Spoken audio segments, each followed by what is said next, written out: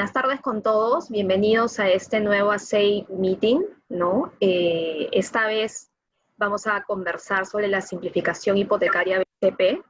De hecho, tenemos hoy día a dos expositores del banco que en breve los presentaremos. Y quería hacer una breve reseña un poco de cómo surgieron estos ASEI Meetings específicamente con el banco BCP. De hecho, a través de la iniciativa del Comité de Cumplimiento Normativo de ASEI, que está conformado por varios abogados de diversas empresas inmobiliarias asociadas de ASEI, vimos la necesidad de simplificar un poco el procedimiento de desembolso hipotecario que se tiene con los bancos, que de alguna manera las áreas legales de los bancos revisan las minutas de compraventa de bien futuro de los clientes finalistas, pasan por una revisión previa, que en algunos casos hay ciertas, podría decirse, demoras, tanto la inmobiliaria, que de alguna manera hemos visto conveniente agilizar, y para ello hemos revisado una serie de cláusulas del contrato de compraventa que consideramos que podrían ayudar a mejorar este proceso de desembolso, por así decirlo, ¿no? Hemos evaluado 7 cláusulas principales del contrato, que a lo largo de este webinar vamos a poder explicarlas con mayor detalle, y adicionalmente a estas cláusulas del contrato también el banco nos va a presentar ahora su procedimiento de digitalización de los contratos, tanto de bienes futuros como los contratos crediobra, que son los contratos para los financiamiento de los proyectos. Entonces, la idea de este webinar es que ustedes puedan tomar conocimiento de cuáles son las cláusulas que de alguna manera hemos conversado con el banco para que sirvan como recomendación para todos los asociados de ASEI de implementarlas en las minutas de compraventa, y evidentemente cada empresa inmobiliaria pueda revisarla y sea esta reunión motivo para absolver cualquier duda que ustedes puedan tener a través de nuestros expositores del día de hoy. Así que le doy el pase a David Encinas para que los presente y podamos hoy día absolver todas las dudas que ustedes puedan tener. Adelante, David. Muchas gracias, Aisel. Efectivamente, como ha explicado Aisel, el Comité de Cumplimiento Normativo de la ASEI, presidido por Aisel Oserling, ha logrado, digamos, esta importante iniciativa, y agradecemos la presencia de 2 personas del Banco de Crédito: Rolando Collao Sánchez, que es gerente adjunto legal de negocios hipotecarios de la Gerencia de División de Productos de Canales Digitales, y también en breve vamos a tener también a Paul Rojas Martínez, que es jefe de producto de negocios hipotecarios, Product Owner de la Gerencia de División de Productos y Canales Digitales. Ambas personas especializadas en estas materias hipotecarias. Con el Comité de Cumplimiento Normativo vamos a presentarle esta iniciativa interesante que busca simplificar, como dice el título del webinar. Rolando Collao es abogado de la Pontificia Universidad Católica del Perú, tiene maestría en Derecho de la Empresa de esa misma casa, es catedrático también de curso de Derechos Reales y Garantías de la Universidad San Martín de Porres, tiene experiencia profesional en registros públicos, titularizadora peruana, Lima Airport Partners, ha sido asesor legal de entidades financieras, consultor de buen gobierno corporativo, estructurador y expositor en negocios hipotecarios, inmobiliarios y financiamiento empresarial. Y como les dije, actualmente desde el año 2010 es gerente adjunto legal en el Banco de Crédito del Perú en el área hipotecaria. También es miembro del Comité de Negocios Hipotecarios Inmobiliarios de ASBank, del Comité de Banca y Sector Inmobiliario de ADI Perú. También participa en las mesas de trabajo con ASEI y tiene, bueno, amplia experiencia en financiero y fideicomisos bancarios. También está Paul Rojas, ingeniero industrial, de la Pontificia Universidad Católica del Perú, con máster en Marketing y Ventas por ESADE Business School de España. Tiene más de 10 años de experiencia en el sector bancario, gestionando productos, canales, segmentos principales en los bancos del país. Ahora es jefe del producto de negocios hipotecarios. Entonces, dejamos a los invitados del Banco de Crédito para que nos puedan hacer la exposición. Rolando, muchas gracias nuevamente por tu presencia. Gracias también por haber tenido como banco la disponibilidad de buscar la simplificación que hoy vamos a manifestar, y a todos los asociados que estén muy atentos, porque usando estas cláusulas recomendadas estamos seguros que vamos a ganar tiempo, vamos a ganar eficiencia y vamos a mejorar en los procesos, que es lo que todos queremos. Gracias, Rolando, y bueno, te dejamos para que puedas exponer. Buenas tardes con todos. Bueno, muchas gracias por la invitación. Justo estamos acá con Paul Rojas del producto. Paul va a ayudarnos en algunas dudas comerciales que tengan luego que revisemos todas estas exposiciones. Quiero agradecerles por la invitación. De hecho, quiero empezar porque quiero que, como el mismo título de la reunión dice, el BCP lo que está buscando siempre es la simplificación hipotecaria, y dentro de esto es que estas cláusulas no han sido unas cláusulas hechas por BCP, sino son cláusulas trabajadas con el comité de ASEI. Entonces, mucho de las cláusulas que ustedes van a ver es con el feedback, con las ideas, con los aportes de los jefes legales de varias constructoras. Entonces, eso quiero que lo tengan muy en cuenta, y vamos a explicarles por qué el motivo y de las observaciones a veces en las minutas de compra-venta. Quiero empezar también indicando que lo que buscamos es que una operación de un producto hipotecario de bien futuro se pueda desembolsar en 3, 4 días. Muchos de los reprocesos y demoras que tenemos, en realidad, en todo lo que son observaciones en venta de bien futuro, más del 80% de casos observados se debe a una cláusula o varias cláusulas de las minutas de compra-venta. Y ahora voy a pasar a detallar por qué hacemos estas observaciones. No quiero que piensen que es una observación del BCP, sino que es una observación que tiene algún sustento legal por parte de registros públicos, por parte de una notaría que tiene que cumplir la ley del notariado, por parte de Indecopi, por parte de SBS. Entonces, son cláusulas que nos llevan a entender un poco por qué se hacen las observaciones. Entonces, vamos a pasar a desarrollar cada uno, y ahí voy a explicarles cada uno de los casos, por qué las observamos y qué regulador normalmente nos hace que tengamos estas precisiones en los contratos. Bueno, son 7 cláusulas. La primera cláusula refiere a la fecha de entrega y a los aplazamientos. ¿Qué quiere decir esto? La idea de esta cláusula es que quede muy en claro cuándo se va a poder entregar el inmueble bien futuro. ¿Y esto por qué le interesa al banco? En realidad nos interesa porque nosotros tenemos, recuerden que en los contratos de crédito hipotecario hay una cláusula de seguro de inmueble. Esta cláusula de seguro de inmueble, en el caso de los bienes futuros, no es que se active ni bien se firme el contrato de crédito, sino que se va a activar en base a la fecha que está indicada en la compra-venta. Esta obligación de poner la fecha de entrega, como muchos de ustedes saben, está regulada ya en el Código Consumidor, de poner una fecha determinada o terminal. Sin embargo, la SBS en el año 2013-14 más o menos, hizo algunas auditorías a varias entidades financieras, y dentro de esta auditoría, la conclusión de la SBS fue a partir de ahora va a tener que quedar claro en los contratos de compra-venta, en bienes futuros, la fecha de entrega, para que el banco o la entidad financiera que financie ese crédito, ese bien futuro, sepa cuándo va a activar el seguro de inmueble. Entonces, si es que hoy día venden un bien futuro y no ponen una fecha de entrega, nosotros como entidad financiera no vamos a poder saber cuándo se va a iniciar la vigencia de ese seguro de inmueble. Por eso es que se ha trabajado esta cláusula, que es una recomendación que va a ayudar bastante en la agilidad.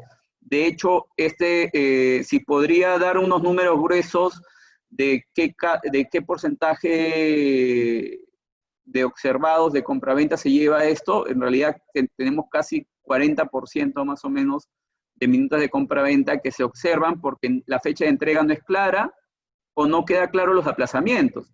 O sea, lo que tienen que tener ahí en la minuta no es que les estamos pidiendo que pongan una fecha exacta, porque siempre puede haber demoras, atrasos, por temas constructivos, por temas municipales, por N temas que la construcción se puede demorar. y por ende la entrega también.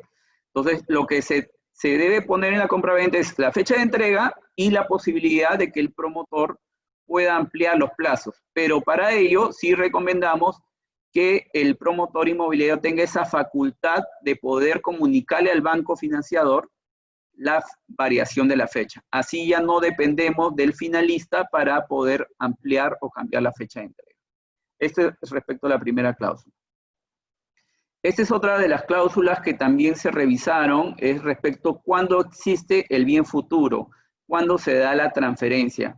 Y ahí los jefes legales de varias constructoras nos comentaron en este comité y también nos comentan en varias reuniones que tenemos con los promotores, de que para temas tributarios, para temas del impuesto a la renta, declaraciones y todo este tema, es muy importante cuando existe el bien futuro, cuando llega a dejar de ser un bien futuro y llega a ser un bien terminado. Entonces, por eso se ha trabajado esta cláusula en la cual se agrega, dice, ¿no? Las partes acuerdan que para efectos municipales y tributarios se entenderá que el bien tiene existencia con el acta de entrega. Entonces, ese es para efectos tributarios. Pero ¿por qué el banco normalmente ha exigido o ha pedido que no haya alguna limitante respecto a la existencia o transferencia del dominio y de la propiedad? Y es porque registros públicos muchas veces nos han terminado observando cuando ya hemos querido inscribir el bien independizado, hemos presentado el contrato de compraventa con el crédito hipotecario y registros públicos nos terminan observando. ¿Qué indica el registrador en estos casos? Cuando no incluye este tipo de cláusula que hemos trabajado con el equipo de ASEI, que nos indica registros, simplemente que tiene que acreditar la existencia del bien con un acta. Entonces, si es que el cliente finalista no firmó el acta de entrega, ahí es donde surge el debate con el registrador y el registrador público no considera inscribir la compraventa. La cláusula 3 es la del plazo de pago del saldo de precio vencido. Si bien es cierto, la fecha de entrega, como les decía, es 30-40% de casos. Acá el plazo de pago también tenemos un alto porcentaje, también yo creo que sería un 40% también de casos que normalmente son observados por esta cláusula. ¿Y por qué se observa esta cláusula normalmente, no la que hemos trabajado, sino la que regularmente envían los promotores inmobiliarios? Y es porque en los contratos de compra-venta ponen condición resolutoria o plazo resolutorio en caso de no se pague la compra-venta en la fecha, por ejemplo, 30 de septiembre.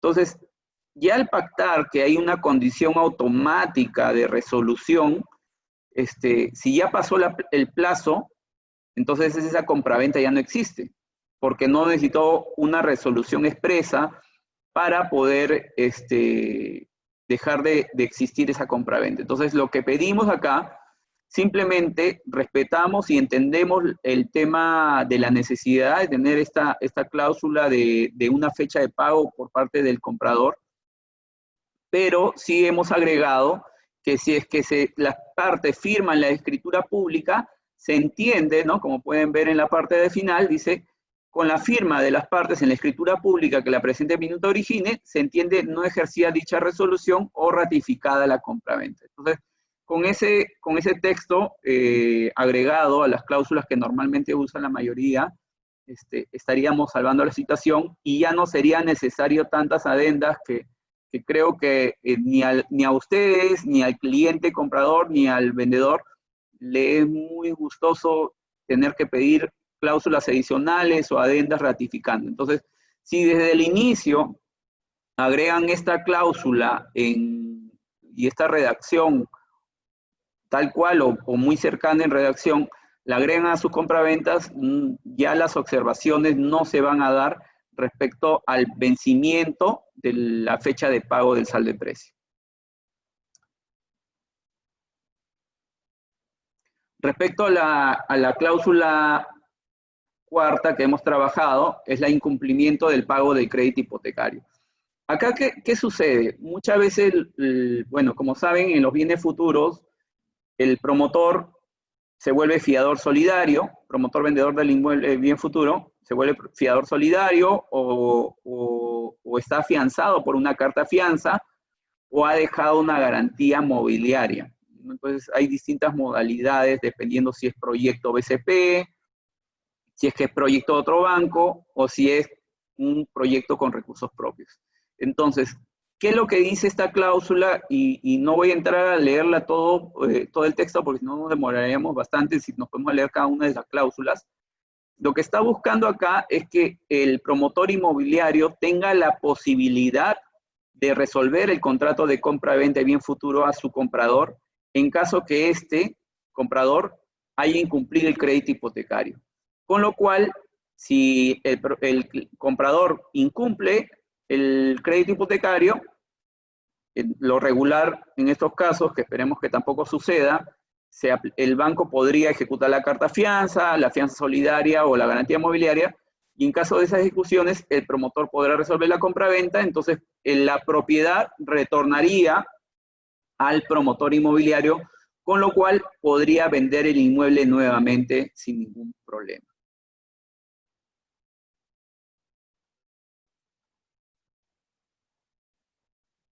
La quinta cláusula que trabajamos se refiere al metraje y su variación. Acá creo que ha habido un mito, ¿no? Respecto a, muchas veces yo he visto algunas compraventas que mandaban que el vendedor podía variar 10%, 8%, 7%. Entonces, yo un poco en diversas reuniones siempre les he preguntado, ¿cuántos proyectos inmobiliarios o cuántos bienes futuros tú has entregado con menos de 10% menos de área, 8% menos de área? Y ningún inmobiliario me terminó diciendo, Rolando, sí, efectivamente yo he entregado 10% menos, o 7% menos, 5% menos. Todos me terminaban respondiendo que habían entregado con una variación de 1, 1.5%, por ahí, que en algunos casos excepcionales 2%. Entonces, mi pregunta era, entonces, ¿por qué si es que regularmente la variación del área del bien futuro no llega a exceder el 2.5%, ¿por qué ponen ese porcentaje? Entonces me dije, bueno, sí, lo agregamos para cubrirnos, pero en realidad nunca, por un tema reputacional, incluso me decían, en la vida voy a entregar un inmueble con 5%, 10% menos de área. Entonces, en base a ello, es que se trabajó esta cláusula también, y lo que se está dejando es la posibilidad de que el promotor inmobiliario pueda variar el área. Eso, como todo bien futuro, siempre va a haber posibilidades de diferencia. ¿Por qué se llegó al 2.5%? El 2.5%, hay resolución de catastro de la SUNAR, donde dice que todo inmueble urbano que va de 0 a 200 metros cuadrados, su variación para poder inscribirse en los registros públicos no puede exceder el 2.5%. Entonces, por eso es que se llegó al 2.5%, no al 2, no al 1. Si quisiéramos, de hecho, ha habido jurisprudencia de Indecopi que ni siquiera ha tomado en cuenta el 2.5, ¿no? Ha dicho, la variación fue 2%, y igual sancionaron al inmobiliario. Entonces, sí tengamos en cuenta que este 2.5% se ha puesto como referencia, pero como siempre doy este ejemplo, por ejemplo, si es que el inmobiliario vende un inmueble de 100 metros cuadrados y al final no entrega 100 metros cuadrados, sino entrega 98, y esos 98 metros cuadrados válidamente se va a poder inscribir en registros. Pero si esos 2 metros cuadrados hicieron que desaparezca, por ejemplo, no sé, pues, o que no puede entrar una lavadora en la lavandería, ahí Indecopi ya ha sancionado en el sentido de que el inmueble no ha podido ser usado con el fin de vivienda porque la lavandería ya no puede entrar una lavadora. Entonces, ese tema del 2.5% es para efectos registrales y referencial, pero sí tengan en cuenta igual la jurisprudencia Indecopi y los lineamientos que existen a la fecha. Lo del poder irrevocable es la sexta cláusula y penúltima cláusula que se trabajó con el comité, y efectivamente lo que nosotros buscamos es que la compra-venta y la hipoteca del crédito hipotecario se pueden inscribir cuanto antes. No, la idea no es que ustedes hagan todo el trabajo, todos los inmobiliarios hagan el gran trabajo de independizar, de obtener la conformidad de obra, y después no tener la posibilidad de inscribir la compra-venta y la hipoteca del crédito hipotecario. Entonces, esto de acá lo único que hace es que la gestión del vendedor se retrase. Entonces, ante esta realidad que hemos tenido por años, donde muchas veces el comprador no quiere firmar una adenda aclaratoria, ratificatoria de la compra-venta porque varió, como ustedes muchos saben, la municipalidad cambió la numeración, ya no le puso edificio A, sino la municipalidad le provocó y le puso el edificio B, o ya no le llamó departamento 201, sino 203. Entonces, ante todos esos casos es que se ha trabajado este poder irrevocable, donde el comprador autoriza al vendedor a poder firmar cualquier aclaratoria de la compraventa del crédito hipotecario referido a la identificación del inmueble. No es tampoco un poco para que no se preocupen los compradores, no es un poder extenso o abierto o un poder general, como decimos los abogados, sino que es un poder específico para simplemente los trámites para que se inscriba el título de propiedad del cliente comprador y además la hipoteca del crédito hipotecario. Entonces, en ese sentido se encuentra el poder irrevocable. Finalmente, tenemos las cláusulas, la última cláusula que se trabajó y se refiere, que eso también hay bastantes temas a veces de errores o a veces de falta de precisión respecto al precio, a la forma de pago del precio, a los bonos Mi Vivienda o al 25% AFP. Entonces, en esta cláusula también se ha trabajado un texto referencial de cómo debería ir el precio de venta, ¿no? Como podrán ver ahí, dice precio de venta, el precio total de venta de los inmuebles asciende a tanto. Entonces, ¿por qué? Y esa es una de las observaciones recurrentes. Mandan el precio total y no disgregan por unidad. ¿Por qué se tiene que pedir, por qué se tienen que disgregar por unidad? Porque esto lo pide el SAT, lo piden las municipalidades, lo pide registros públicos. Entonces, hay distintos reguladores que buscan que cada una de las unidades inmobiliarias tenga un valor independiente, a pesar que puedan sumar un monto total. Acá seguimos, ahora ya, antes les mostraba el precio, cómo se establece el precio, y ahora es la forma de pago del precio. Entonces, la forma de pago tiene que estar bien claro, ¿no? De cuándo son las fechas de vencimiento, cuándo se debe pagar, qué suma pagó en tal fecha, cuál fue el medio de pago. Recordemos que salió una norma que modificó la norma del año 2001 de formalización de la economía, por lo cual toda cuota inicial, cualquier dinero que es entregado del cliente, que forma parte del precio, que es entregado por el comprador al vendedor, tiene que estar bancarizado. Entonces, eso sí, no nos olvidemos de todo lo que tiene que ver con la bancarización y los medios de pago, que el notario lo va a requerir porque la ley lo ha exigido así. Entonces, tenemos que disgregar la cuota inicial de recursos propios, la cuota inicial que viene con bonos Mi Vivienda, diferenciando entre el bono regular y el bono sostenible, identificar qué monto viene por la disposición del 25% de AFP. Recordemos que todavía esto se encuentra vigente, donde los clientes pueden retirar el 25% de su AFP para ponerlo también como cuota inicial. Y finalmente, claramente también se tiene que poner el saldo de precio, cuál va a ser el monto, y como les indiqué en cláusulas anteriores, es válido que pongan fechas de vencimiento, de pago del saldo de precio, pero siempre dejando claro, como ya habíamos puesto en la otra cláusula, que es que a pesar del vencimiento de ese plazo con la firma de la escritura pública del comprador y vendedor, se entiende ratificado y vigente el plazo de la compra-venta. Eso es respecto a las cláusulas. En un momento vamos a darles pase para que podamos revisar un poco las consultas que tengan en las cláusulas, pero quería continuar mencionándoles que hoy día, bueno... Perdóname que te interrumpa, Rolando.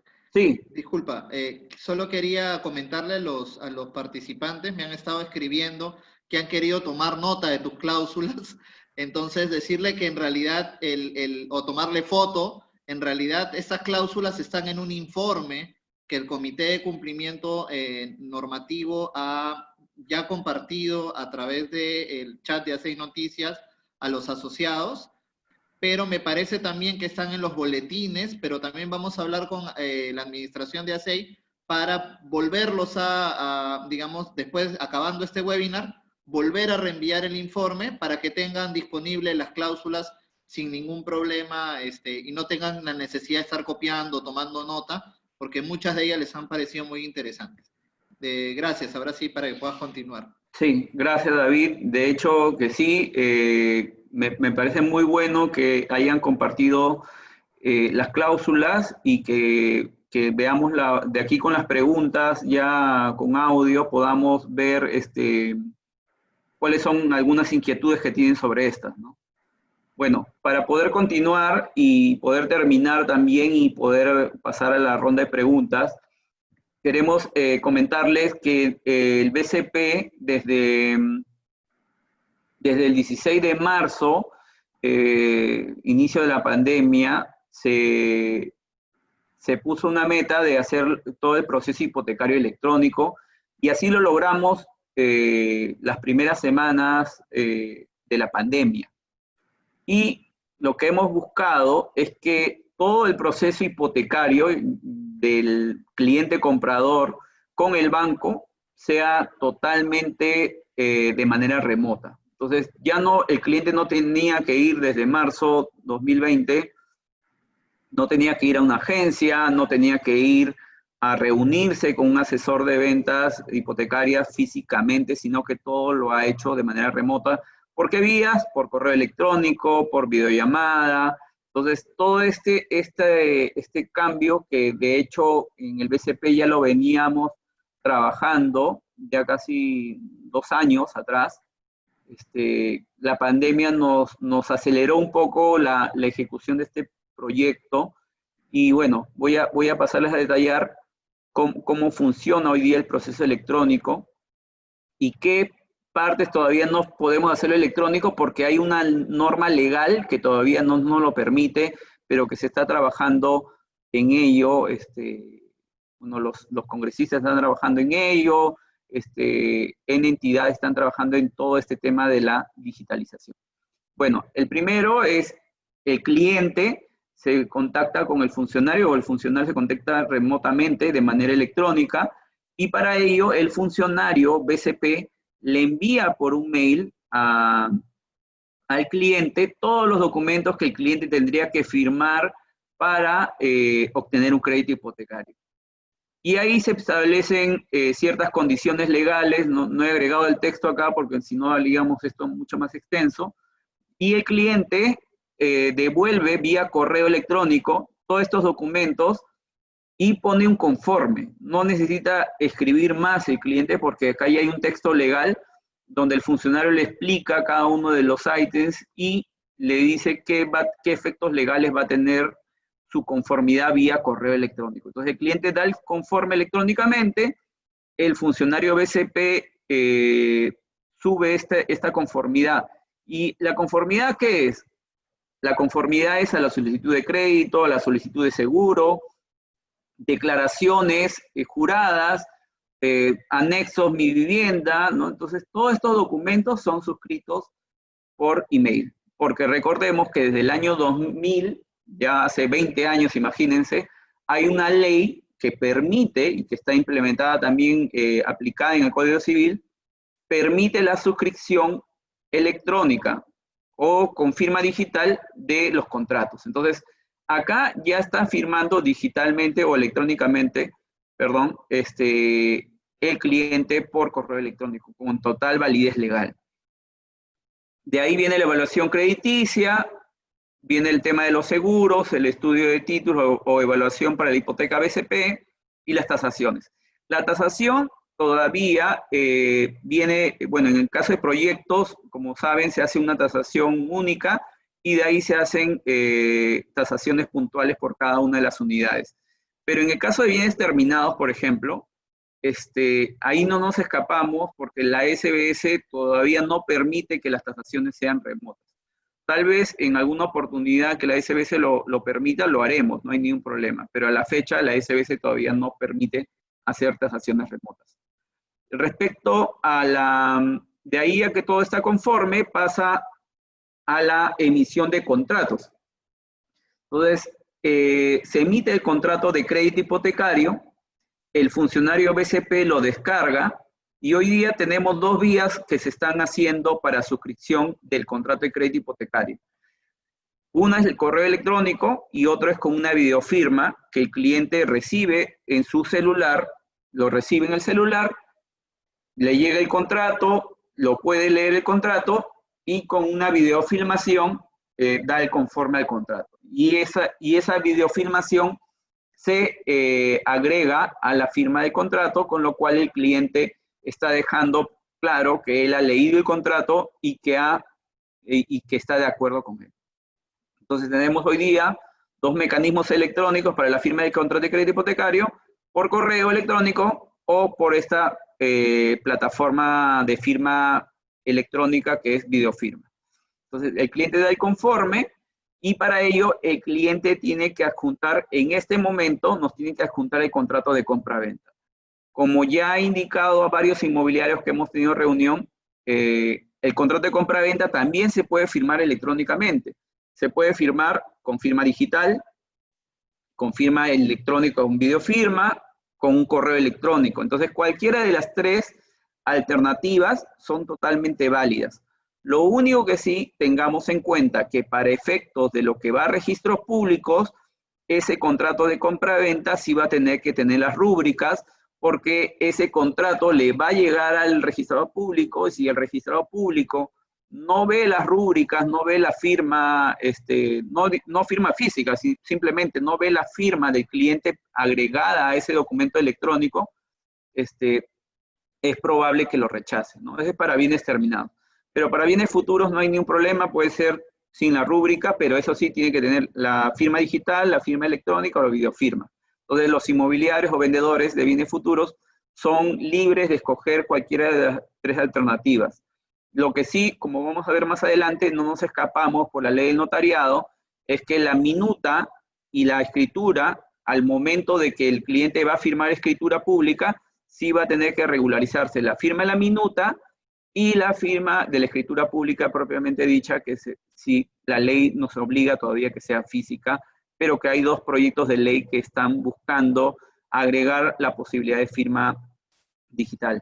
Un poco para continuar con el flujo, el funcionario sube conforme del cliente y sube también el contrato de compra-venta. Acá sí les pedimos su apoyo a ustedes como vendedores de bienes futuros que nos adjunten el contrato al cliente o directamente en caso que sea proyecto BCP a través del funcionario respectivo, y así se pueda subir este documento en nuestra nube que se denomina Tracer en nuestra plataforma.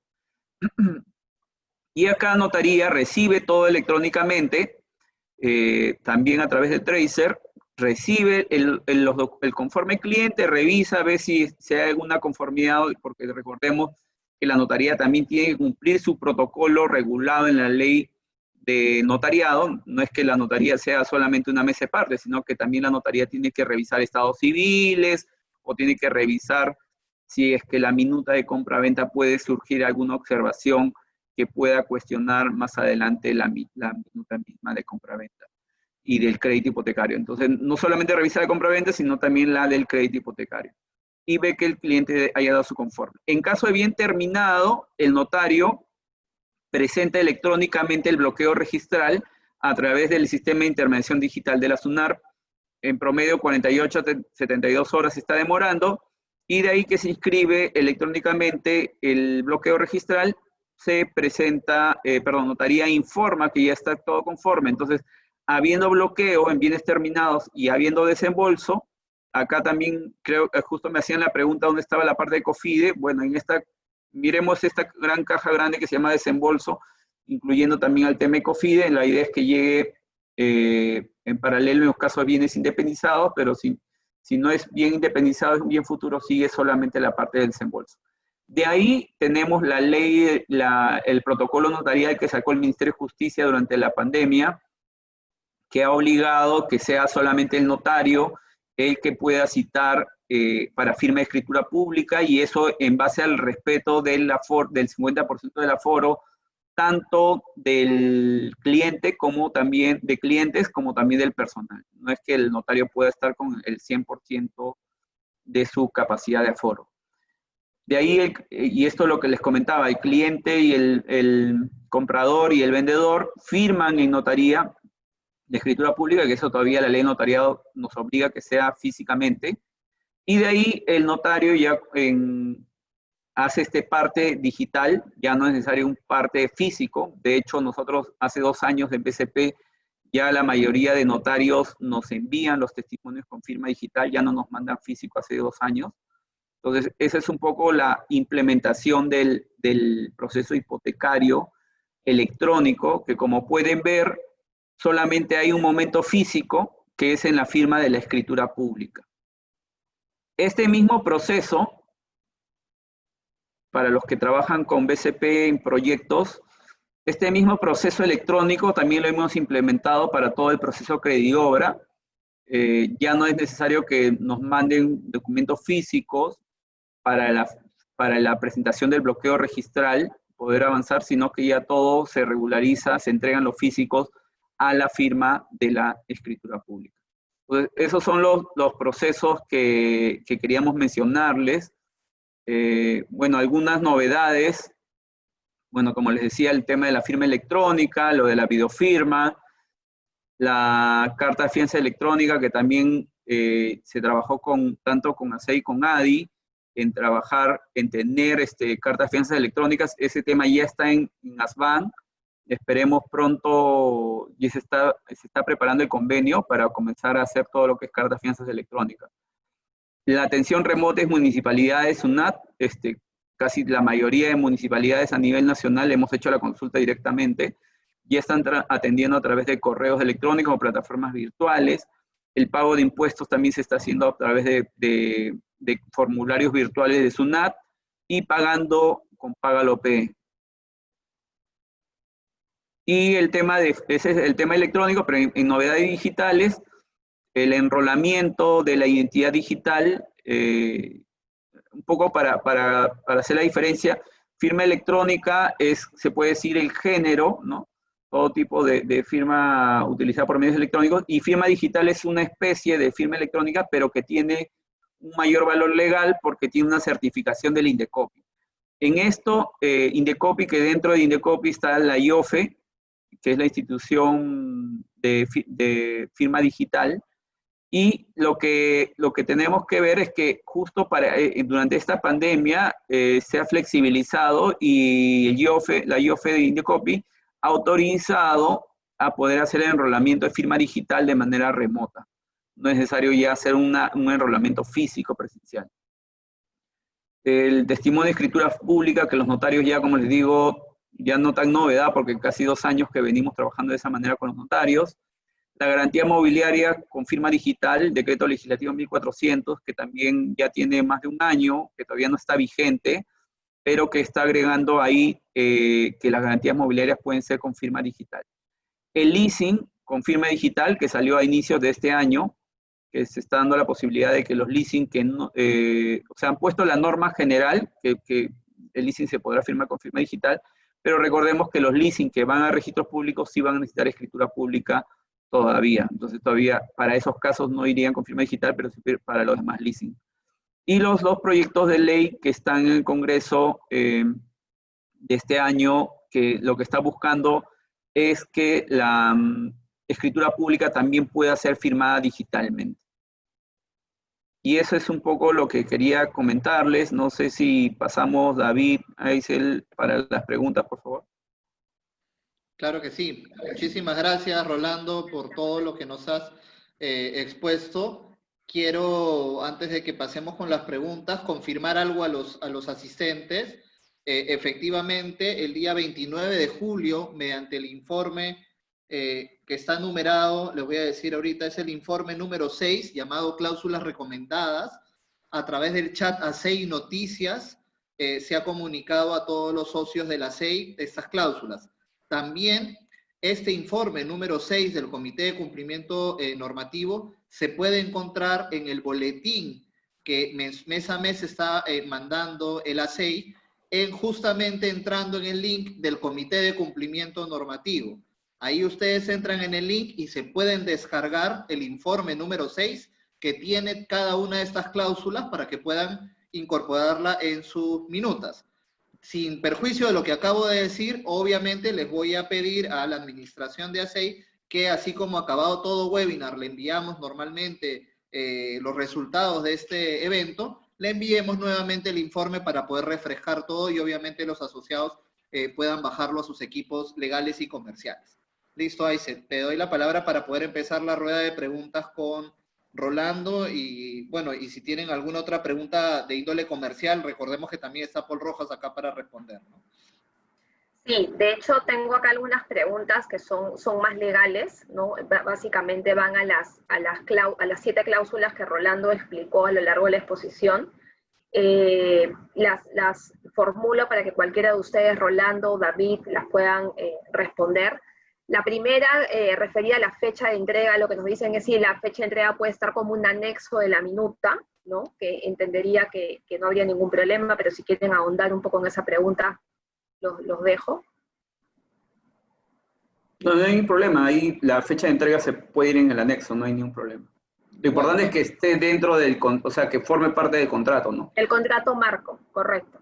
Sí, correcto. Además, recordemos que lo que se ha propuesto como cláusula recomendada es que, si bien se puede decir que en el anexo se indica la fecha de entrega, dentro del clausulado del contrato, la recomendación es poner este texto que se ha puesto en exposición hoy, que indique cómo se va a poder comunicar los aplazamientos en caso que hubieran, y no hay ningún problema, ¿no? O sea, sabemos que algunas empresas trabajan con un modelo de contrato en donde la información la tienen en anexos.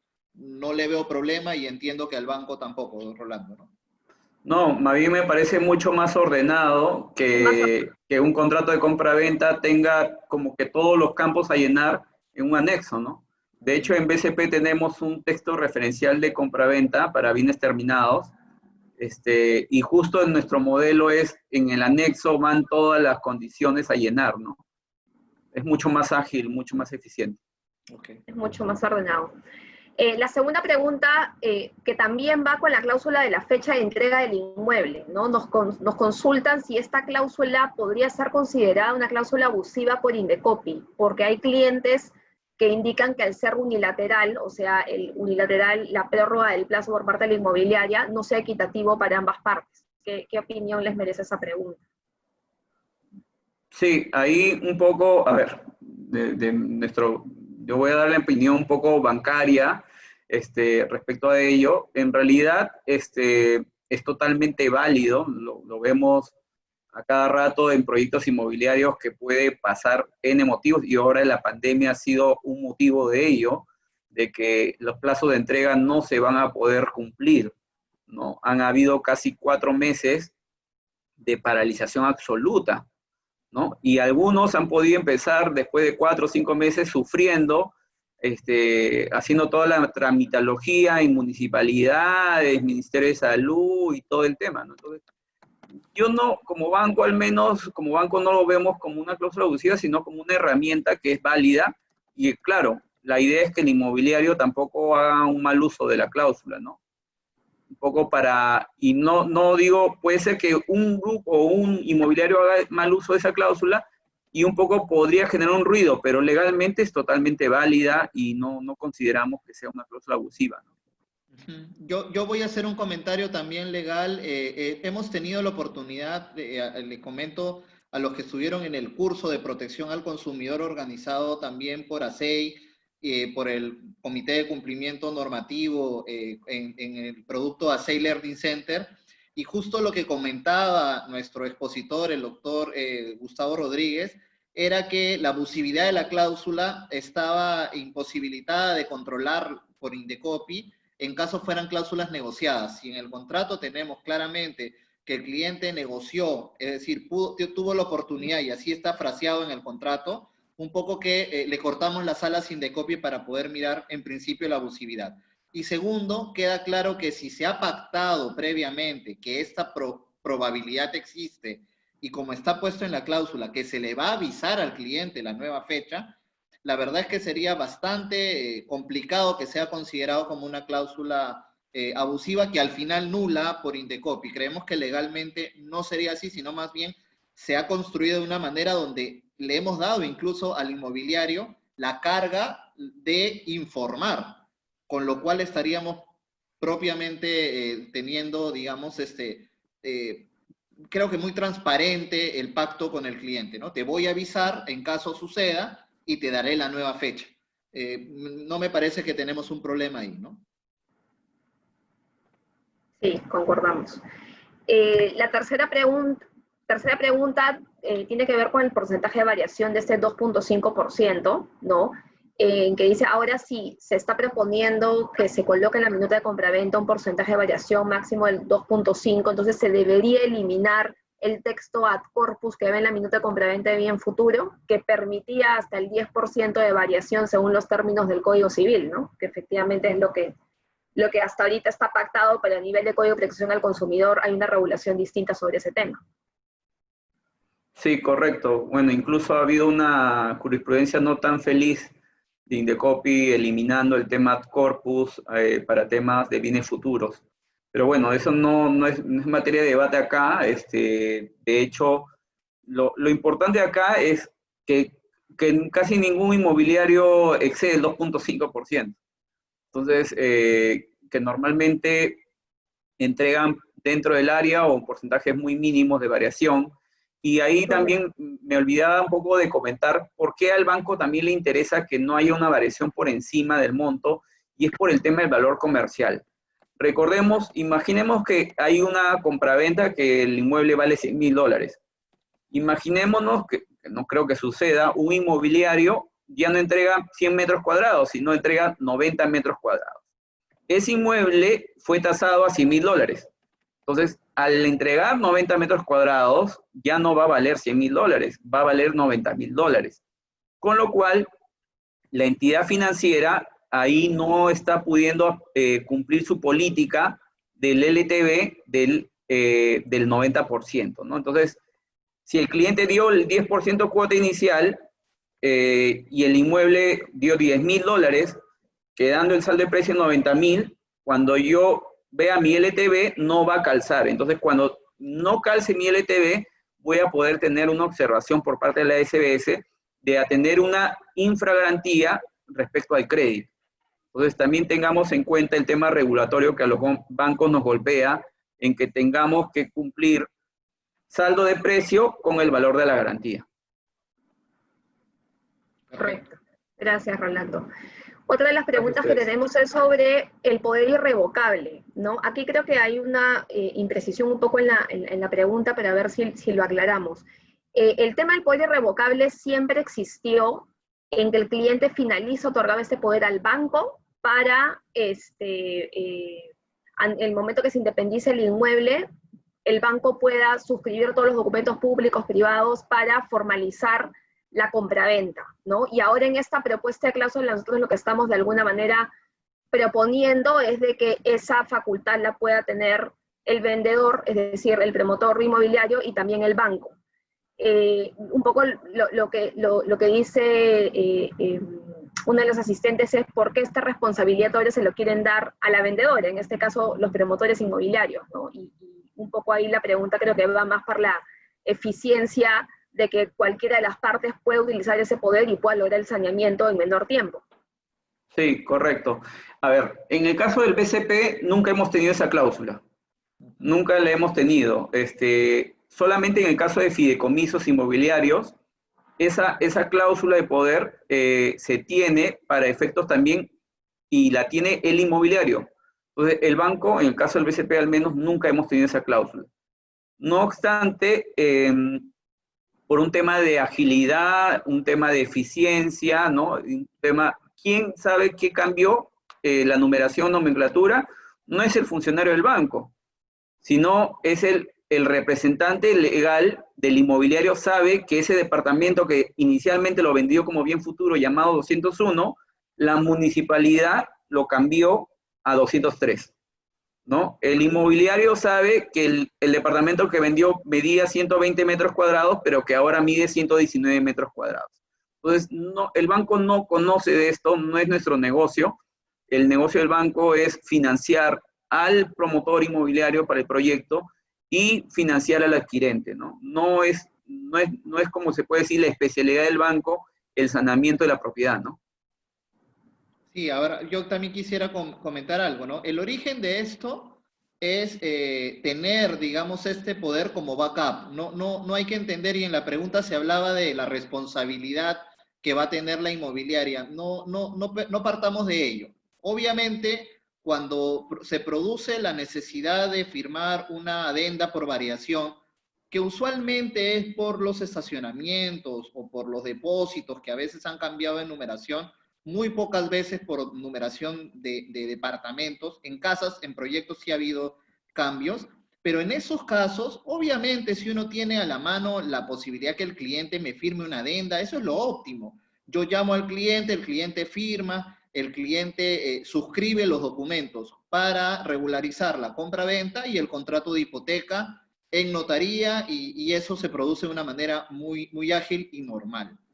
Pero también sabemos que hay situaciones en donde el cliente no es fácil de acceder. Imaginemos un cliente que compró y alquiló la propiedad y viajó al extranjero, un cliente que no tiene tiempo de firmar, a veces hay profesiones que les quitan tiempo, y empieza a generarse una demora que en realidad le pega directamente a la inmobiliaria, porque la inmobiliaria tiene varias obligaciones.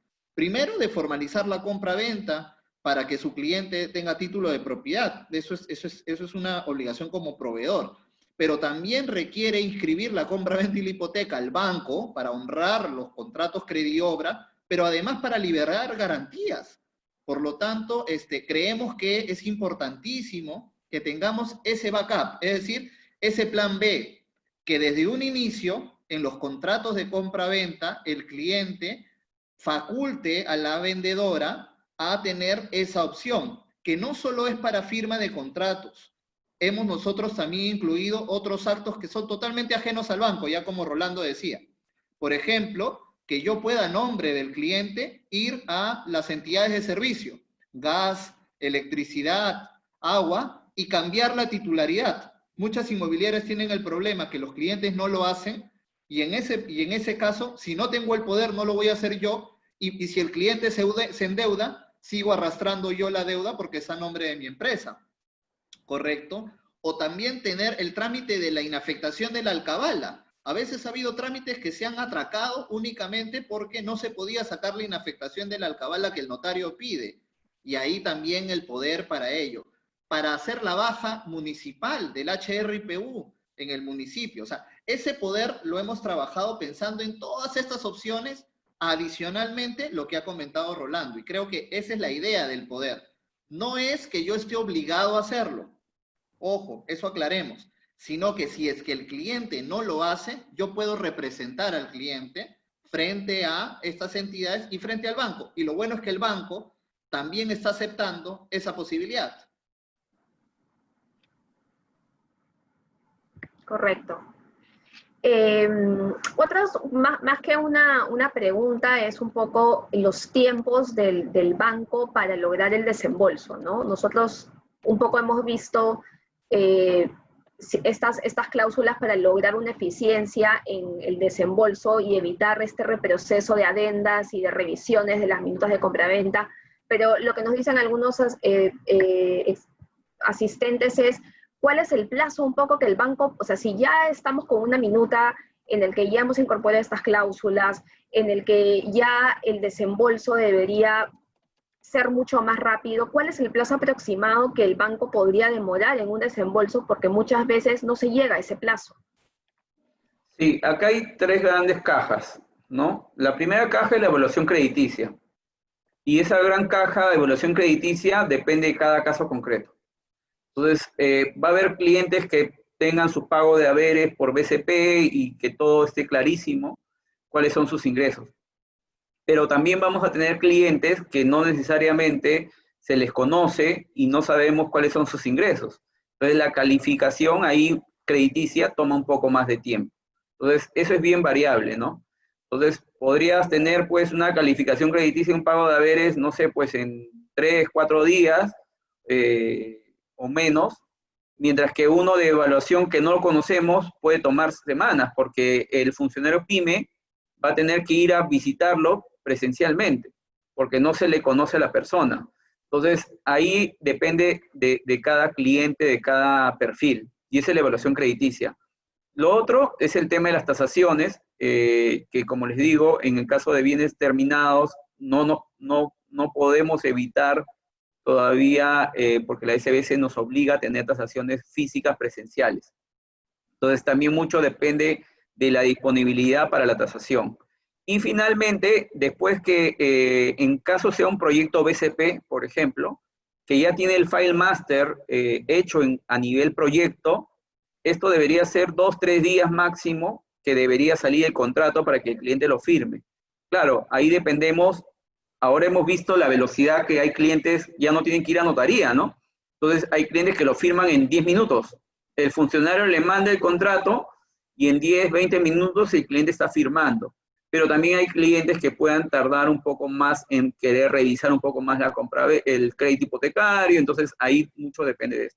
Entonces, si queremos ponernos en promedios, entre que se ingresan los papeles para estudio de títulos y se emiten contratos, en promedio 3, 4 días debería ser lo máximo, o es el promedio regular, ¿no? He visto casos que se han podido hacer en el día, incluso en alguna feria con ustedes y con otros inmobiliarios, se ha podido desembolsar en el momento, ¿no? Entonces, mucho depende de la minuta de compra-venta que esté bien ordenada también para evitar esas observaciones, ¿no? Entonces, con compraventas que tomen como referencia estas recomendaciones, más el file master ordenado, que fue desde el inicio del proyecto, sin títulos pendientes ni nada, porque a veces también de un momento a otro ingresan algún título y a veces el inmobiliario tampoco sabe qué había ingresado ahí, y fue que un finalista le provocó presentar su título de bien futuro. Entonces, si es que todo está ágil, debería ser 3, 4 días que debería estar saliendo la parte de estudio de títulos en promedio, ¿no? Pero sí, la idea es que lleguemos, ¿por qué no en un futuro cercano, más aún si nos alineamos a las cláusulas, para simplificar esto, poder hacerlo en el día? Esa es un poco la meta, ¿no? En el día o 48 horas, ¿no? Gracias, Rolando. Hablando de otra pregunta tenemos relacionada con las firmas digitales, ¿no? No sé si es que en algunas notarías o ustedes están permitiendo la firma del abogado de manera electrónica o necesariamente tiene que ser la firma del abogado física en las minutas. No, puede ser electrónico, pero se va a regularizar, como les digo. Acá miremoslo como mirémoslo, como les dije, una etapa prenotarial y una etapa notarial. La prenotarial es toda esta parte del circuito electrónico. La parte notarial es cuando ya va a ingresar formalmente la escritura pública y el CARDEX, formalmente hablando. Entonces, ahí ya sí el abogado va a tener que firmar físicamente. Todavía no nos escapamos de eso. De hecho, ese sería uno de los temas de firma digital que ya entiendo que también los están proponiendo para que el abogado pueda firmar electrónicamente o digitalmente. Gracias. Otra pregunta que tenemos es de un cliente que ha comprado un inmueble acá en Lima, pero vive en Arequipa y debido a la pandemia no puede viajar para firmar la escritura pública. El funcionario BCP está en Arequipa y quiere saber si el banco tiene alguna solución a esta situación. A ver, ahí hay varias soluciones. O sea, tiene que firmar. Sí, ahí hay varias soluciones. A ver, si los representantes del inmobiliario están en Lima, pueden firmar la escritura pública en Lima, sin ningún problema, ¿no? ¿Por qué? Porque si bien es cierto, hay una ley especial de que el contrato de compra-venta y el crédito hipotecario se tiene que firmar donde está en la provincia del inmueble, estando ahorita en pandemia, esa ley se flexibiliza un poco porque por temas de salud, porque la misma ley también dice que por temas de salud, si las personas no pueden viajar, podrán hacerlo en una provincia distinta. Entonces la ley que salió sí da esa alternativa de poder firmarla igual acá en Lima, si es que los representantes del vendedor también están en Lima.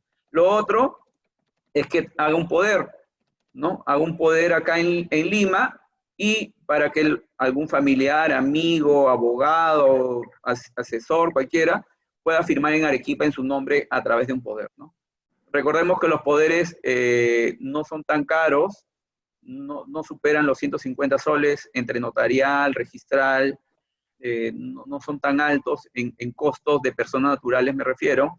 Entonces, ahí, incluso en el caso del BCP, tenemos textos referenciales de modelos de poder, para que pueda, entonces el cliente lo puede pedir al funcionario y decir, oye, ¿me puedes dar el modelo de poder que necesito para este caso? Y le daremos el texto referencial de poder. Perfecto, gracias Rolando. Tenemos más preguntas. Tenemos la pregunta de, ¿el bien futuro existe con la conformidad o ya cambió la norma? Aquí creo que hay una imprecisión porque la condición de la existencia del bien futuro lo determinan las partes, ¿no? Acá ellas son las que determinan cuándo se da la existencia y nosotros un poco en la cláusula hemos propuesto para efectos registrales y tributarios la condición de existencia del bien futuro, ¿no? Entonces creo que esa pregunta está respondida. Sí, eso es importante porque muchos clientes o algunas inmobiliarias pensarán lo que se ha dicho, pero no, estoy de acuerdo contigo, Aisel. El 1534 del Código Civil, que es la norma de la condición suspensiva, por decir así, del bien futuro, no establece ese momento. Y no es cierto que sea hasta el día de la conformidad de obra. Si fuera así, estaríamos fritos, porque estaríamos esperando que eso suceda para que recién todo se canalice. En realidad no es así. Que lo único que sí tenemos que dice claramente que arranca con la conformidad de obra es la garantía estructural de los 10 años, que está en el Código de Protección al Consumidor. Eso sí, ahí no hay cuenta porque hay una ley, ¿correcto? No podemos hacer otra cosa, pero la parte de la existencia del bien y el inicio, muchas inmobiliarias, y así lo hemos manejado, se manejan desde el acta de entrega, porque eso tiene fines municipales, tributarios y también para fines registrales, ¿no? Gracias, David. Otra de las preguntas es un poco relacionada con este procedimiento de firmas digitales de los contratos de previa obra y bienes futuros. Lo que nos preguntan es si la inmobiliaria puede citar a sus clientes a las oficinas para que regularicen las firmas físicas de las minutas, ¿no? O siempre deben hacerlo con la firma y la escritura pública, que es un poco el procedimiento que el banco ha planteado de que todo se regularice, firma de minuta y escritura, cuando la escritura está lista. Sí, la idea justo durante la pandemia es evitar el contacto, ¿no? Y dentro de esa política, de ese espíritu, es que buscamos que no haya mayor traslado de los clientes, ¿no? Entonces sí, es una recomendación, tampoco es una obligación, ¿no? Y eso quiero que tengan muy en cuenta siempre que nosotros como BCP hacemos algún comentario, una observación, tienen algún trasfondo regulatorio o no. En este caso, le dejamos a libertad del promotor y del comprador si es que desean usar esa alternativa, ¿no? Entonces, claro, la idea es que todo se firme en notaría en un solo momento y no estar trasladando al cliente por todo Lima, ¿no? O por otras ciudades del país. Es más una recomendación. Otra pregunta es, ¿qué sucede si el comprador no quiere firmar la minuta de compraventa con la cláusula del poder irrevocable? ¿No?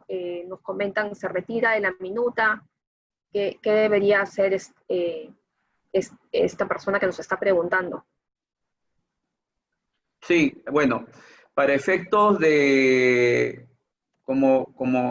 para efectos de temas de agilidad, eficiencia, y eso le tiene que explicar al cliente, ¿no? Por eso es que yo decía, el poder tiene que ser tan específico que es para trámites específicos, como decía David, para servicios, para temas de trámites de la alcabala. Entonces, un poco creo que el tema es explicarle al cliente comprador para qué fines tiene y que no es un poder amplio, ¿no? Porque mucha gente, y eso creo que todos los abogados lo vemos, cuando viene alguien a pedirte que le hagas un poder, te dice, no, mi poder que sea lo más específico posible. No quiero que pueda vender mi casa, que pueda vender mi carro, que pueda hacer endeudarme, ¿no? Entonces creo que explicándole bien la cláusula, el cliente va a entender que es para su beneficio la existencia de esa cláusula. No es en su perjuicio, sino es en su beneficio. Y eso va a ser para que el cliente no esté yendo a firmar a notarías, para que no esté yendo a hacer un trámite ante el servicio de luz, el servicio de agua, no sé. N entidades que al final yo creo que la persona que quiere comprar una casa quiere que le entreguen sus llaves y sentarse en su casa. No creo que un comprador de una casa, de un bien futuro, quiera comprar un bien para hacer trámites. Yo no creo que esa sea su finalidad, ¿no?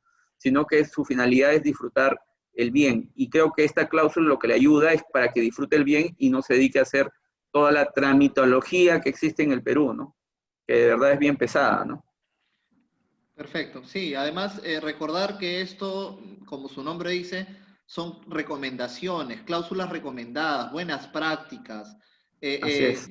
propuestas. Si al final una inmobiliaria, por un tema comercial, no quiere colocar el poder, pues no hay problema. O sea, eso será digamos, negociado con su cliente o no lo utilizará. Obviamente, la idea de usar esta cláusula es encontrar las bondades de la simplificación, pero en ningún momento nos podemos cerrar porque sabemos que las cláusulas por norma deben estar pues atendidas, negociadas y aceptadas, ¿no? Tenemos otras preguntas que te voy a empezar a trasladar, Rolando.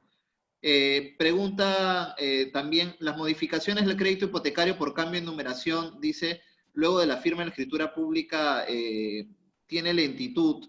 ¿Si han contemplado este tema? Bueno, justamente una es este poder, ¿no? Lo que hemos hablado, ¿no? Claro, la idea es que nosotros los bancos no somos los especialistas en esto, ¿no? Y siempre dejar claro que nosotros como banco lo que queremos es que el inmobiliario termine cuanto antes el proyecto para poder seguir embarcándonos en más proyectos inmobiliarios, ¿no? Y no tener proyectos estancados con garantías pendientes de constituir, ¿no? Hay una pregunta, dice, ¿el banco puede exigir la entrega de un inmueble a la firma de la escritura pública de bien terminado? Cuando hay una fecha, ¿eso lo está exigiendo el banco? Cuando hay, o permite que haya una fecha pactada en el contrato. Estamos hablando de bienes terminados, ¿no? Sí, la fecha de entrega es válida de pactarse si quieren después de la firma de la escritura. Eso no hay ningún problema. Lo que nosotros, y ahí no hay que confundir dos cosas. La fecha de entrega para efectos del seguro y la fecha de entrega para efectos de la entrega de posesión del vendedor al comprador, ¿no? Entonces sí necesitamos tener claridad para saber cuándo activamos el seguro de inmueble. Pero puede ser posterior a la firma de la escritura. Sí, correcto. Ok, y en la activación del seguro ustedes se ciñen al contrato. Nos iríamos al contrato. Ok. Nos comenta una abogada que cuando el promotor es otro banco, el BCP solicita levantamiento de hipoteca, pero por pandemia este trámite se ha dilatado y origina demoras para saneamiento legal, o al revés, cuando el BCP es el promotor, se puede efectuar para no demorar el desembolso y el saneamiento legal. Si tienen alguna solución para esto. Sí, a ver, recordemos que las entidades financieras, más aún el caso que me están preguntando, entiendo que es un bien terminado, ya independizado. Entonces, nosotros los bancos, para poder tener un crédito hipotecario con una tasa de interés y poder cumplir con las prerrogativas de la SBS en tema de provisiones, yo necesito estar en primer rango con mi hipoteca del crédito hipotecario. Si yo no estoy en primer rango, ese crédito va a tener que provisionar más y me va a complicar la vida y la garantía no va a ser una garantía preferida como se denomina para efectos técnicos bancarios, ¿no? Entonces, es algo que los bancos a nivel mundial, no solamente nacional, siempre buscan tener esta garantía preferida de primer rango. Entonces, nosotros en su momento estuvimos dando esa posibilidad de recibir casos con hipoteca matriz de otros bancos con cargo a regularizar. El problema es que hicimos esta prueba, este piloto, y no funcionó. Porque pasó un año y eso le estoy hablando antes de pandemia, y el otro banco nunca emitió la minuta de levantamiento. Entonces, más de un año estuve en segundo rango, con lo cual estoy incumpliendo varios temas regulatorios. Entonces, por eso es que normalmente no se da esa posibilidad, porque en el caso de otros bancos sí hemos tenido algunas demoras, como les digo, más de un año. En el caso del BCP, lo que nosotros hacemos es emitir las minutas de levantamiento de manera puntual. ¿Cómo es esto? Yo no espero que se inscriba todo para yo emitir una minuta de levantamiento única, de levantamiento total de la matriz. Eso no hace el BCP. El BCP lo que hace es, si el cliente dice, oye, quiero la minuta de levantamiento puntual del departamento 101 que se trasladó de la matriz, se lo entrego.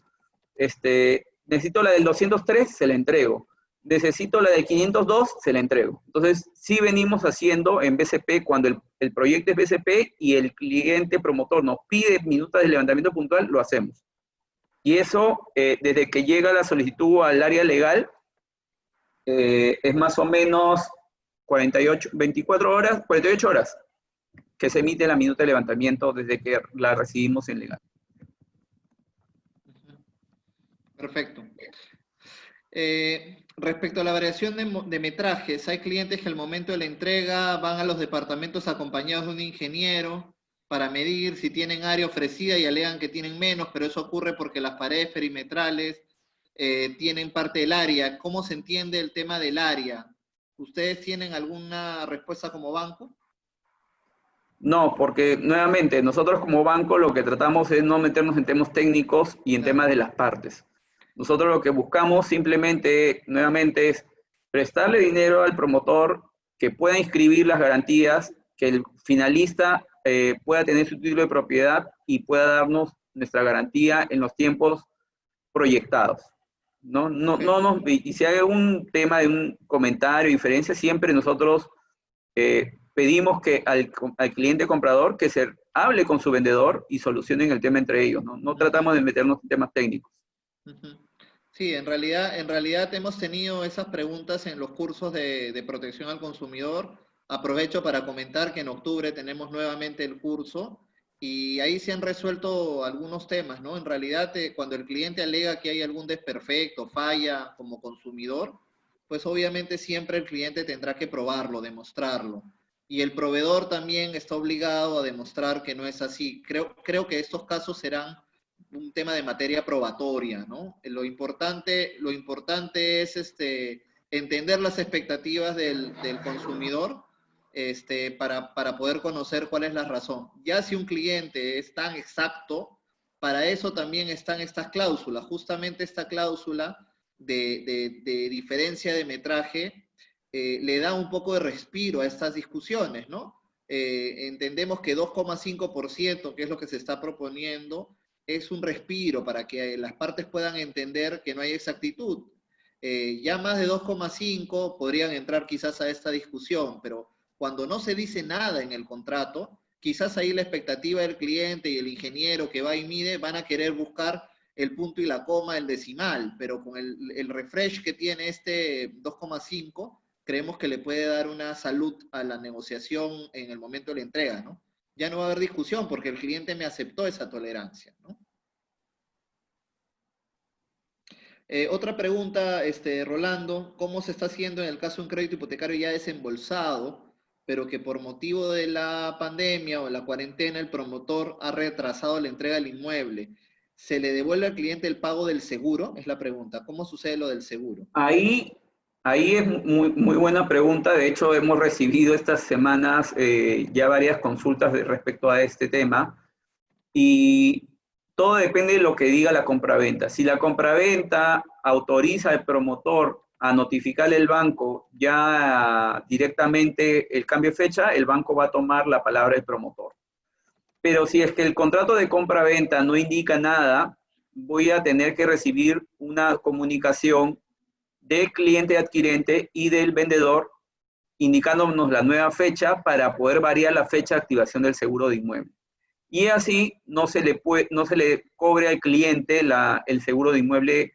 Pongamos, si la entrega era en agosto 2020, pero por el tema de la pandemia va a ser diciembre, necesitamos un correo electrónico del cliente y del vendedor diciendo, oye, esta va a ser de los dos, ¿no? Esta va a ser la nueva fecha. No necesaria una adenda, basta con un mail. Como una ¿no? comunicación. Claro, tiene que ser un mail válido, ¿no? Porque si yo lo tengo al cliente como juanperez@gmail y me mandan un mail de no sé, pues, alberto@gmail, entonces yo no lo voy a tomar por válido, ¿no? Sino voy a tomar el correo electrónico del cliente que está registrado en el banco. Entonces, no necesitamos adendas. De hecho, hoy día también nos llegó un caso donde habían mandado un montón de adendas. Nosotros no estamos pidiendo adendas. Ni incluso en el tema, si no haya pandemia, nosotros nunca hemos pedido adendas. Si ya está la escritura pública cerrada, más aún, ¿no? Entonces, simplemente basta con que haya un acuerdo comprador-vendedor variando la fecha, ¿no? Ok. Importante lo que dices, ¿no? Porque aquí hay dos tips entonces, ¿no? Si retrocedemos en el tiempo, digamos, en el caso que tú comentas, al no haber un acuerdo entre las partes, se generan esos problemas. Pero si usáramos a partir de ahora las cláusulas, por ejemplo, como la cláusula recomendada, sí tendríamos un mecanismo legal que se pone en ese supuesto, que es que yo puedo variar la fecha de entrega porque tú me has autorizado de alguna manera como cliente previamente en el contrato. Entonces, para un poco los asistentes se dan cuenta las razones por las cuales hemos pensado en estos supuestos. Y el segundo tip, que también creo que no está de más, es que ya muchas inmobiliarias han incorporado en sus documentos de compra-venta que aparte que le pongan una dirección física a los clientes, coloquen una dirección electrónica, que digan cuál es el correo electrónico válido para ese contrato. Y eso también creo que es saludable. Correcto. Para este mundo que estamos queriendo digitalizar, ¿no? Correcto. Perfecto. Hay una pregunta. El plazo establecido en el poder se indica que es computado a partir de la fecha que se inscribe la independización. Sin embargo, por trámites administrativos como la solicitud de la alcabala, municipio, inscripciones, antes de que se inscriba la independización, en registros públicos es necesario ese poder y normalmente se solicita una carta poder al cliente y en el SAT no se solicita. Para realizar los trámites municipales tendríamos que solicitar un testimonio en la notaría para que sea presentado. Creo que es una pregunta bastante municipal. No sé si me permite responderla. ¿Sí? Normalmente en los trámites municipales, mostrando el poder que tenemos en la minuta, debería ser suficiente y no es necesario llevarlo a escritura pública y eso. Las municipalidades aceptan los poderes insertos en los contratos, por si acaso. Un poco es lo que las inmobiliarias hemos podido hacer. Ahora, si lo tengo en un testimonio porque ya hice la escritura pública, suficiente. No necesita tener el poder inscrito ni nada porque para trámites no hay que tener el poder inscrito. ¿Sí? Sí, y respecto al plazo también, David, que mencionaban del año, ya hay jurisprudencia que dice que, bueno, siempre se entendió así, pero la jurisprudencia ha ayudado a aclararlo, que el poder irrevocable, si bien es cierto, indica que es un año, eso no quiere decir que el poder deja de existir. El poder sigue vigente después del año, lo único que puede ser revocable, ¿no? Correcto, sí, eso ya es una decisión que tuvo el Tribunal Registral, creo que en un trámite de vigencia de poder, y como dices tú, sí, queda clarísimo que el poder irrevocable se vuelve revocable, pero no deja de ser poder. Eso es importante. Preguntan qué pasa con un cliente fuera del país, no puede recibir sus inmuebles en el contexto del estado de emergencia, no puede venir ni otorgar el poder. ¿Qué pasa con este cliente, no? Va a llegar la fecha de entrega. A ver, desde el punto de vista inmobiliario, nosotros no solemos como inmobiliarios no entregar la propiedad si es que no me firma la escritura pública, porque ahí es donde me paga el saldo de precio. Es lo primero, ¿correcto? Y si no lo puede recibir, no sé si ustedes ya como banco ahí son ajenos también, ya, ¿no? Bueno, sí, efectivamente, nosotros también lo mismo, ¿no? No vamos a entregar el dinero hasta que no firme la escritura pública, ¿no? El tema de la entrega es un tema ajeno, como tú bien dices, al al banco. banco. Incluso muchos inmobiliarios pactan dentro de sus cláusulas de entrega de que les dan un plazo perentorio al cliente, ¿no? Le dan 2, 3 fechas y si también el cliente no quiere o no puede recibirlo, bueno, igual se da la entrega fáctica, ¿no? Perdón, Sí, ficta.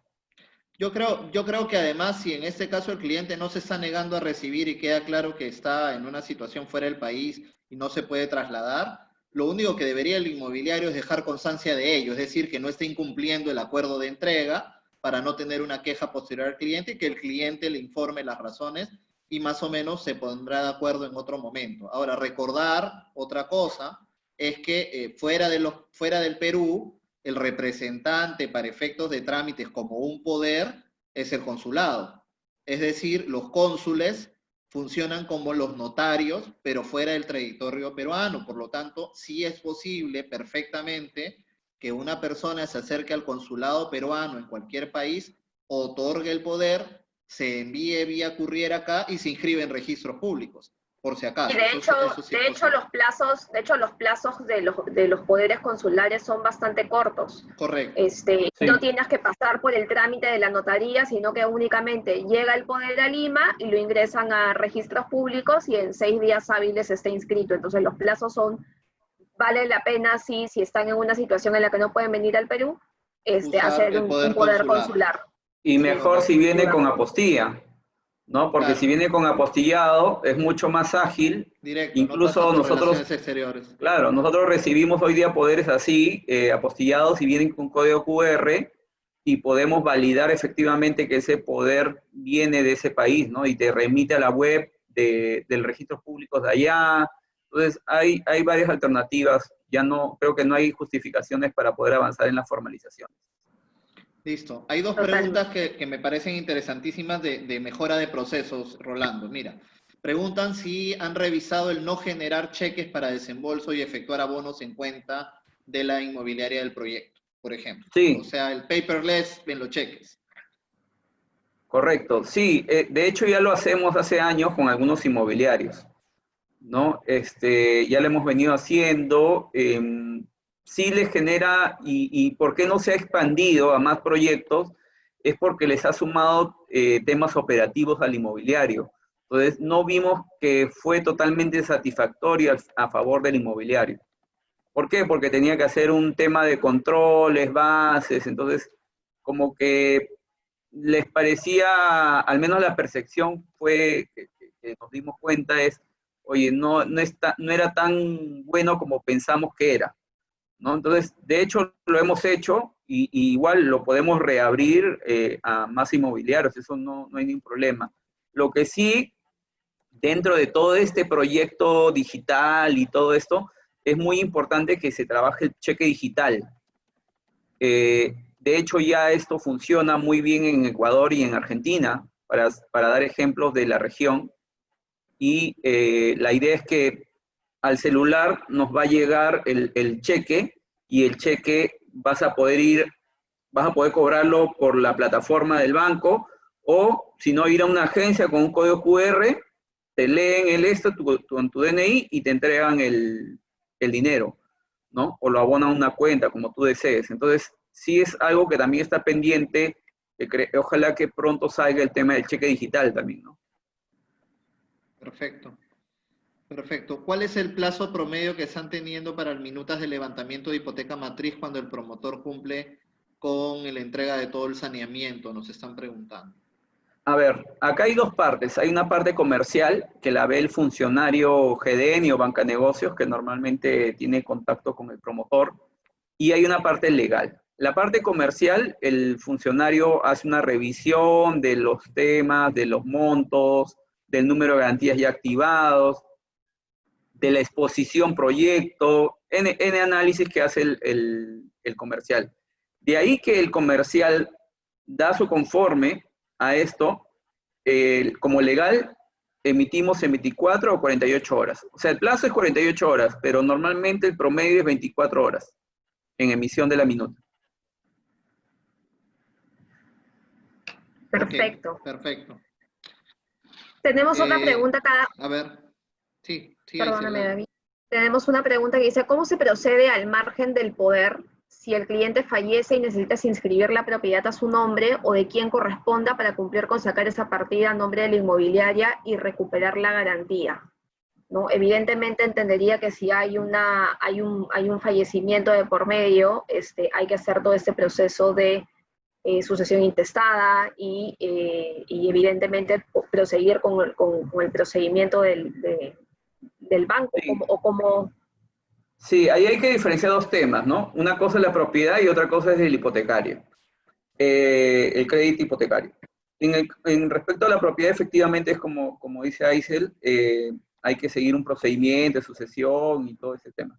Pero para efectos del hipotecario, si el cliente fue el que falleció, lo que va a pasar es, se va a activar y los herederos o los familiares del cliente fallecido van a tener que activar el seguro de desgravamen. Entonces, al activar el seguro de desgravamen, este seguro de desgravamen, dependiendo de la modalidad, va a pagar el crédito el 50%, el 100%, dependiendo de cada seguro, cómo lo haya tomado el cliente, ¿no? Entonces, imaginémonos que es el 100%, entonces ese seguro de desgravamen paga el crédito hipotecario, por lo cual yo ya como banco no tengo una necesidad de inscribir la hipoteca, porque ya no tengo deuda. Porque el seguro de desgravamen paga esa deuda, ¿no? Correcto, correcto. Ahora, si no hay, ahora, yo creo que hay una confusión quizás en quien formula la pregunta, porque el poder no tiene nada que ver. Yo no puedo usar el poder cuando una persona fallece, porque obviamente el primer principio es que yo represento legalmente a una persona que está en sus facultades, viva y con facultades. Si fallece, ya no tengo poder. Pero si yo no tengo que firmar nada a nombre de ese cliente, tengo la escritura pública y puedo yo mandar ese parte a registros públicos, eso se va a inscribir. Se va a inscribir la compra-venta, porque se va a inscribir, porque lo que se va a inscribir es un acto que se firmó cuando la persona estaba viva y que tiene plenos efectos jurídicos.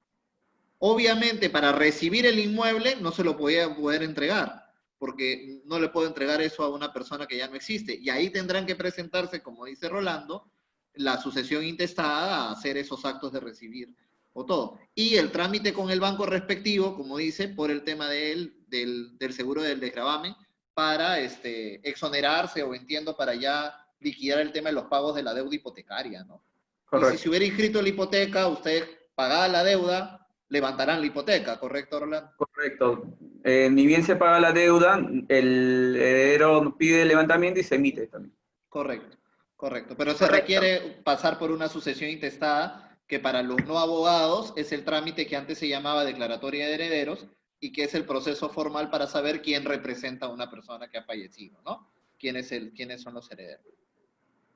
Hay una última pregunta, si se afecta al proceso del desembolso hipotecario la famosa cláusula de reserva de propiedad en los contratos.